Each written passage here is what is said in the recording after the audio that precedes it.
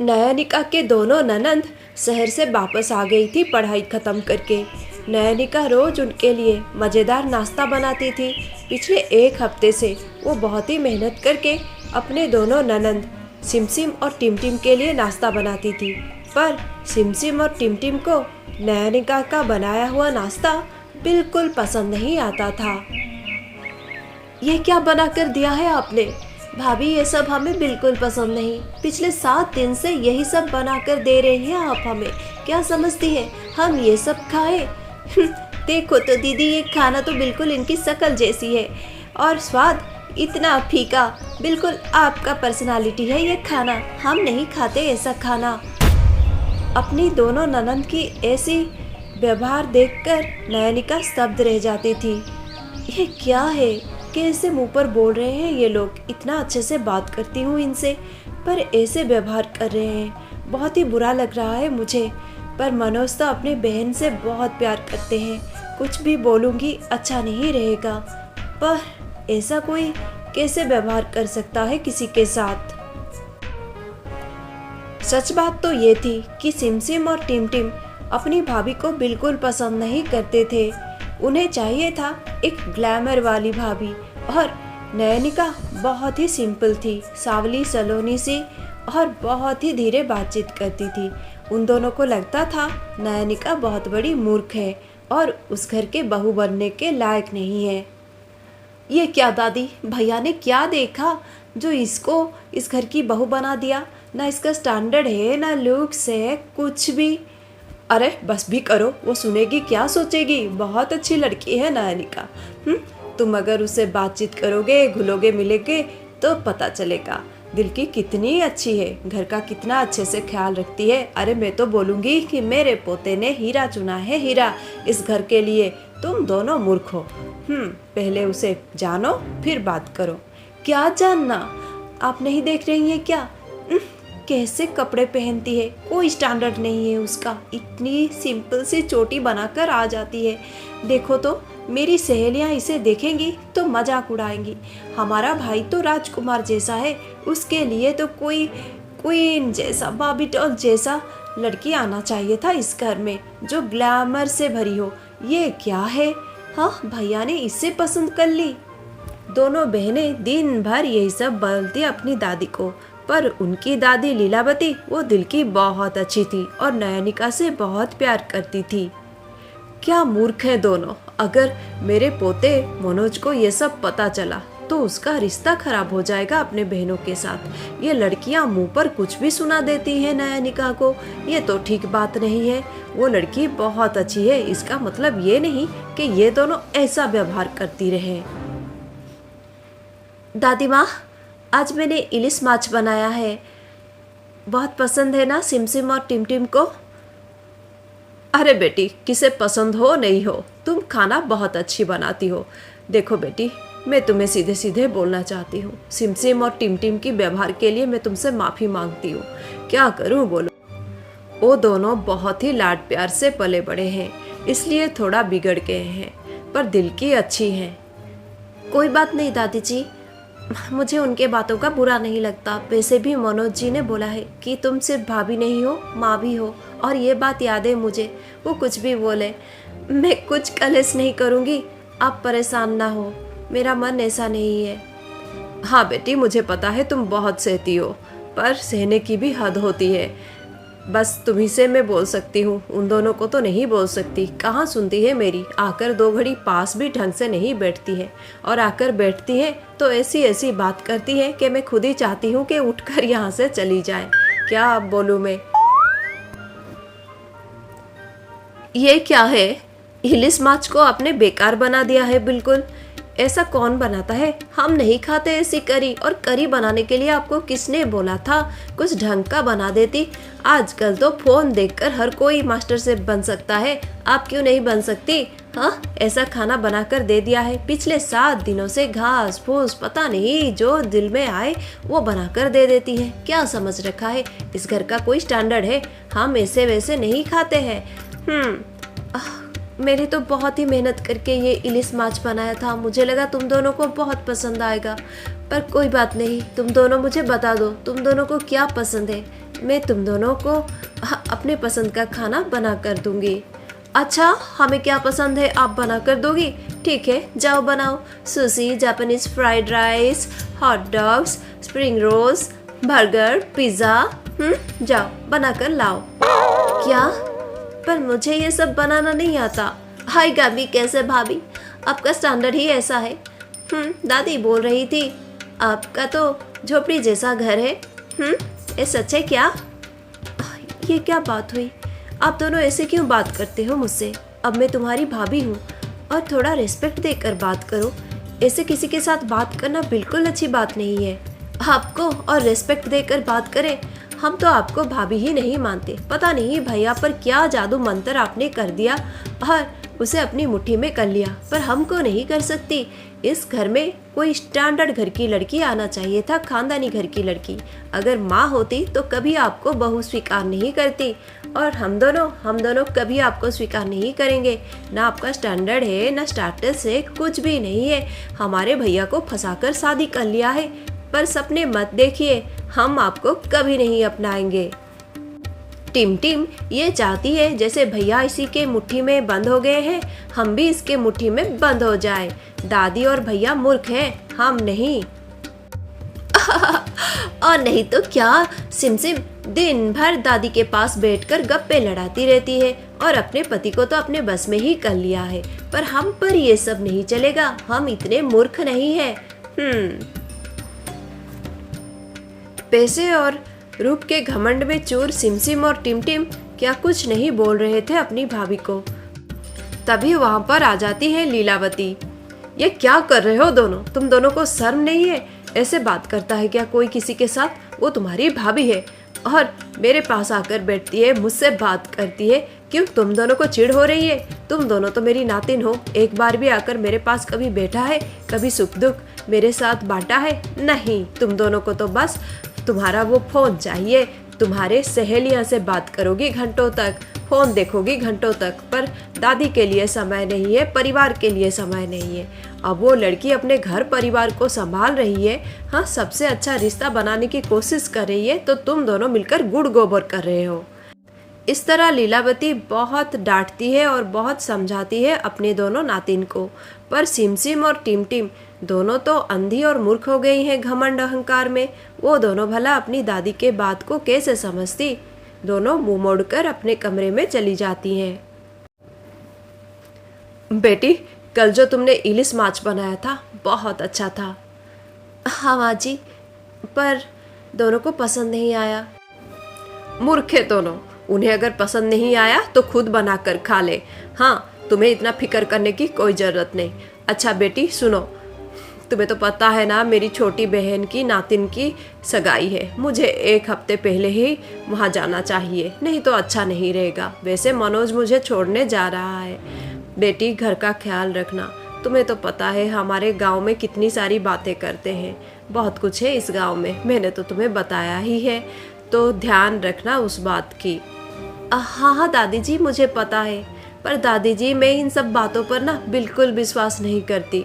अरे बिटिया, ऐसा चलता आ रहा है पिछले 70 साल से। हाँ, कोई भी अमावस के दिन अपने घर में मछली नहीं बनाता है। अगर बारिश हो रही हो अमावस के दिन तो बिल्कुल भी नहीं। बस इसी बात का ध्यान रखना। कल अमावस है और देख बारिश का मौसम है, इसलिए मैं बोल रही थी। अरे बेटी, इसलिए समझा रही हूँ क्योंकि कल तो अमावस है और कहीं तुम मछली ले आई तो गजब ना हो जाए। क्या दादी जी, आप भी इस बात पर विश्वास कर रही है? पर कोई बात नहीं दादी जी, मैं कल मछली नहीं लाऊंगी। हाँ, इस गांव में अमावस में कोई भी मछली नहीं पकाता है, और ख़ास तौर पर जब बारिश हो रही है तब। मैं भी नहीं बनाऊंगी, आप बेफिक्र रहिए। बेटी, मैं तो 10-15 दिन रहकर आ जाऊंगी। मुझे पता है घर में क्या चल रहा है, बस मैं तुम्ही को बोल सकती हूँ सब कुछ संभाल लेना। वो दोनों बहुत ही मूर्ख हैं, नादान हैं। दादी आप परेशान ना होइए, मैं सब कुछ संभाल लूँगी। फिर दादी जी अपने पोते के साथ अपने बहन के घर जाती है और घर में रह जाती है बस 2 नंदे और उनकी भाभी नयनिका। अगले दिन सुबह, अरे बाबा रे, कितनी तेज बारिश हो रही है। बहुत तेज बारिश हो रही थी उस दिन सुबह से ही। आसमान में काले बादल छाए हुए थे और बिजली कड़क रही थी बहुत जोर से। नयनिका रसोई घर में थी। अब क्या बनाऊं मैं? कुछ भी बनाती हूँ तो ये दोनों बहनों को बिल्कुल पसंद नहीं आता है। वैसे ये दोनों बोल रही थी कि इन्हें पिज़्ज़ा बर्गर ये सब पसंद है। मैं वीडियो देखकर बना लूँगी, सब कुछ तो मैंने मंगवाया ही है। चलो मैं बना देती हूँ। कोई ज़रूरत नहीं ये सब बनाने की, हमें तुम्हारे हाथों का खाना नहीं खाना। बड़ी आई, अपने शक्ल जैसा खाना बनाकर तुम खुद ही खाओ, हम नहीं खाएंगे। हटो यहाँ से, हमें खाना बनाना है। क्या तुम दोनों खाना बनाओगी? हाँ, हम दोनों क्या किसी दूसरे ग्रह से आए हैं? हमें क्या खाना बनाना नहीं आता? बड़ी आई पूछने वाली। हटो यहाँ से, हम खाना बनाएंगे। वैसे कल दादी क्या बोल रही थी कि वो दोनों को अगर मछली करी पसंद ना आए तो खुद बनाकर खा ले, तुम्हें फिक्र करने की कोई ज़रूरत नहीं। पहले तो हमारे भाई को हमसे छीन लिया, अब दादी को भी छीन लिया। बड़ी आई, हम आज तुम्हें दिखा देंगे कि हम भी कितने मज़ेदार खाना बना सकते हैं। हम भी क्या, हम तो तुमसे बेहतर खाना ही बनाते हैं। चलो ये मछली को साफ सफाई करके दे दो, बस यही हमसे नहीं होता। क्या मछली लेकर आ गए हो दोनों? हाँ, पूरे 5 किलो का इलिस माछ लेकर आए हैं हम दोनों, यही तो बनाएंगे आज। क्या तुम दोनों पागल तो नहीं हो गए हो? आज इस घर में तुम माछ लेकर आ गई हो? इलिस माछ इतना बड़ा, बाबा रे, कौन खाएगा? और खाएगा कौन? ये माछ अगर इस घर में बनेगा तो गजब हो जाएगा। हाँ, गजब हो जाए या कुछ भी हो जाए, हम दोनों तो आज ये इलिस माछ बना कर ही रहेंगे। कल सुन रहे थे ना दादी और तुम्हारी बात, इसलिए तो ये कर रहे हैं। तुम्हें नहीं पता हम क्या हैं? आज हम दिखाते हैं तुम्हें कि हम क्या हैं। हमारे साथ उलझने की कोशिश नहीं करना। ये क्या गजब कर दिया था सिमसिम और टिमटिम ने। दोनों ने मिलकर इतना बड़ा इलिस माछ लेकर आ गए थे बाजार से। ये सब देखकर नयनिका बहुत परेशान हो गई। वो बार बार बोलने लगी कि उस गांव में कोई भी अमावस के दिन और खास तौर पर बारिश हो रही हो तो इलिस माछ नहीं बनाते हैं। वो दोनों बहनों को बहुत समझाने लगी। अरे तुम नहीं धोगी इसे, कोई बात नहीं, हम ही धो लेंगे, पर जाओ यहाँ से, ज़्यादा दिमाग ना खाओ। बड़ी आई प्रवचन देने वाली। इस गांव में क्या कर रहे हैं नहीं कर रहे हैं हमें उससे क्या, सारे के सारे मूर्ख भरे हैं। अच्छा हुआ हम दोनों की शादी बहुत जल्दी हो रही है टिमटिम, हम दोनों तो शहर में मज़े से जाकर रहेंगे। ये मूर्ख को यहाँ रहने दो इन मूर्खों के साथ। बड़ी आई, अमावस के दिन कोई मछली नहीं पकाता है, खास तौर पर जब बारिश हो रही हो। हाँ, सच बात तो यह है कि ऐसे बारिश के मौसम में ही तो इलिस माछ का मज़ा आता है। बढ़िया सा करी बनाएंगे और गरम गरम चावल के साथ खाएंगे, और दीदी सलाद भी। हाँ, क्यों नहीं। वैसे छोटी, चलो आज कुछ ट्रेडिशनल बनाते हैं, जैसे कि सरसों दही वाला इलिस माछ, कैसा रहेगा? हाँ दीदी, तुम तो सुपर सेफ हो। वही बनाते हैं दीदी, मज़े से खाएंगे गर्मा गर्म चावल और सलाद के साथ, इस बारिश का मज़ा लेते हुए। बेचारी नयनिका बहुत परेशान हो गई थी। बंद करो ना ये सब, तुम्हें नहीं पता क्या, अगर आज के दिन ये सब बनाएंगे तो बहुत गजब हो जाएगा। बोलते हैं ना, वो जो चुड़ैल है वो आ जाती है।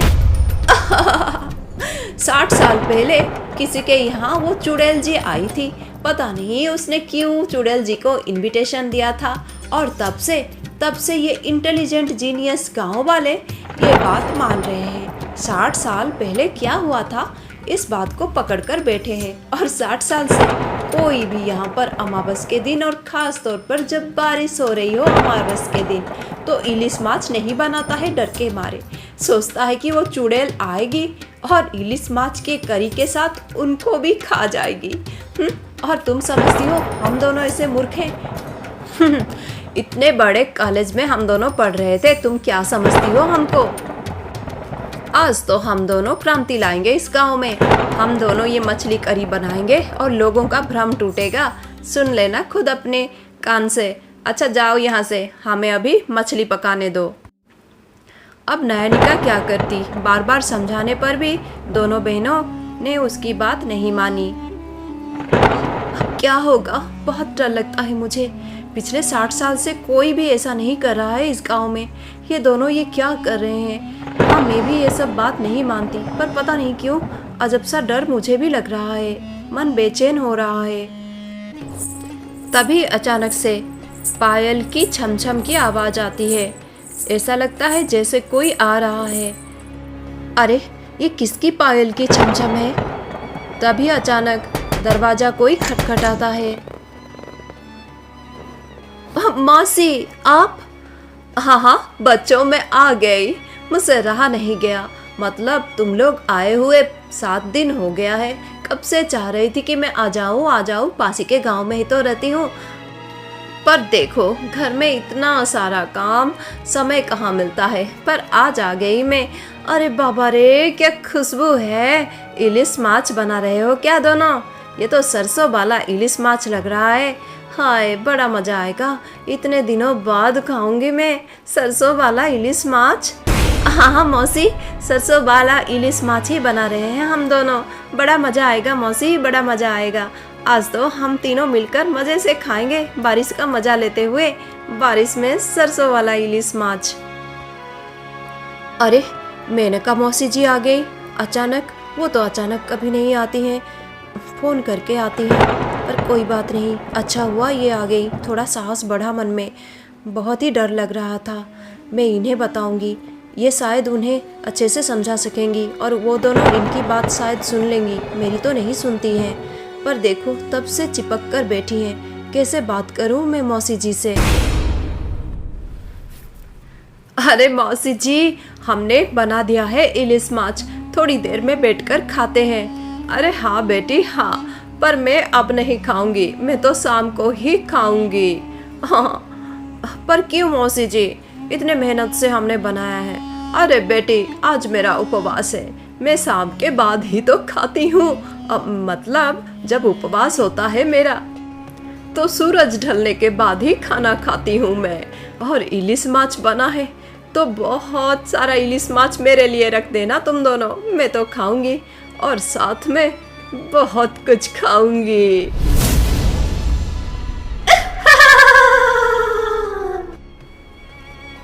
ओहो, मौसी जी बस उन्हीं के साथ बैठी है। मैं कैसे बात करूं मौसी जी से?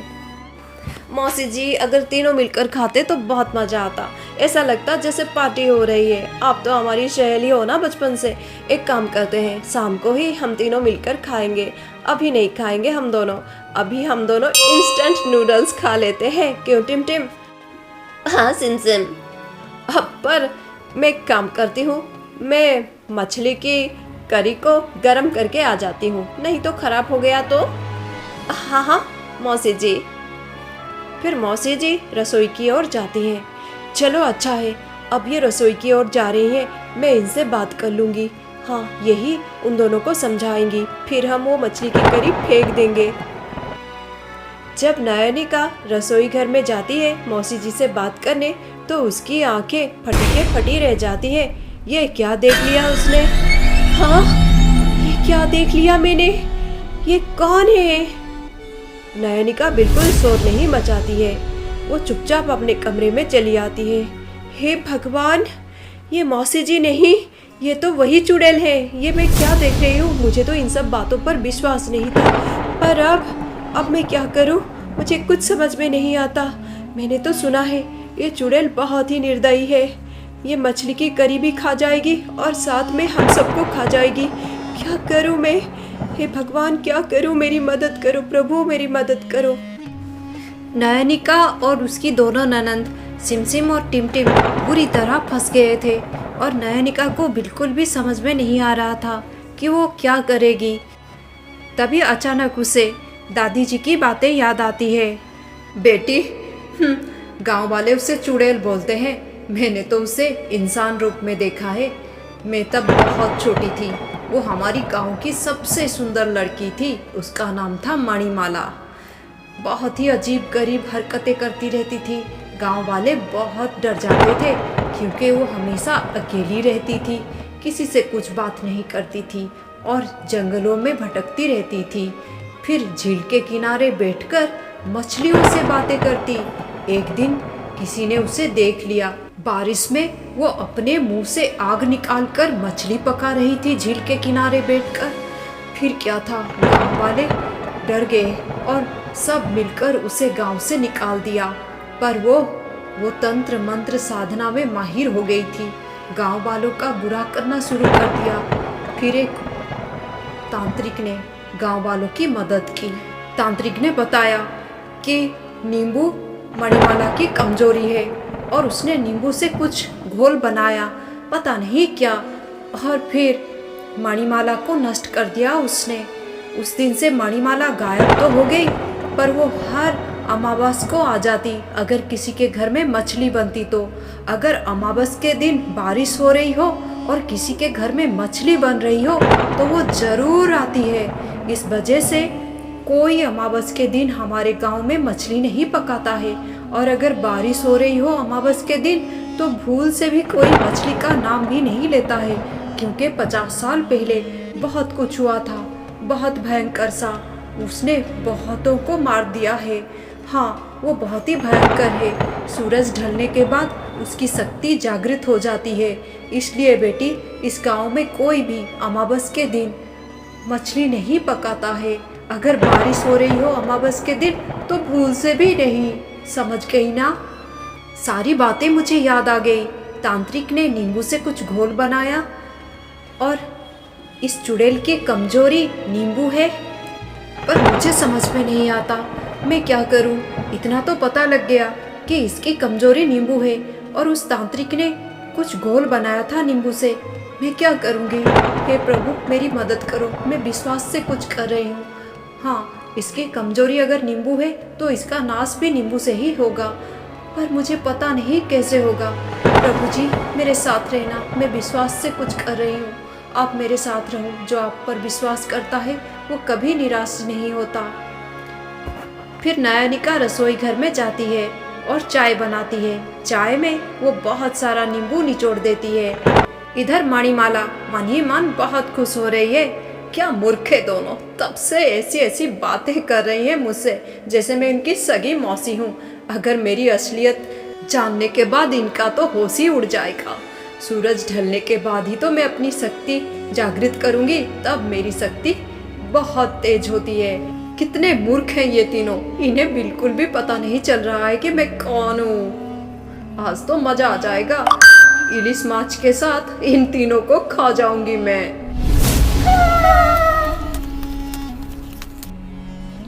मौसी जी, आप कब से ऐसी बैठी हैं? आज तो आपका उपवास है। आप तो सूरज ढलने के बाद ही खाना खाएंगे शाम को। आप अभी चाय पी लीजिए। चाय? कितने सालों बाद पीऊंगी मैं चाय। मतलब इतना स्वादिष्ट चाय तुम्हारे हाथों का। हाँ हाँ, क्यों नहीं पीऊंगी। दो, जल्दी दो, मैं पी लेती हूँ चाय। और फिर जब मणिमाला चाय पीने लगती है तो अचानक से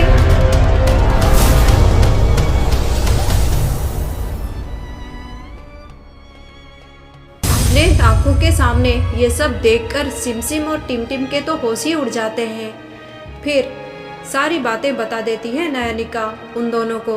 दोनों बिल्कुल चकित हो जाती हैं। दोनों की अक्ल तो ठिकाने आ जाती है।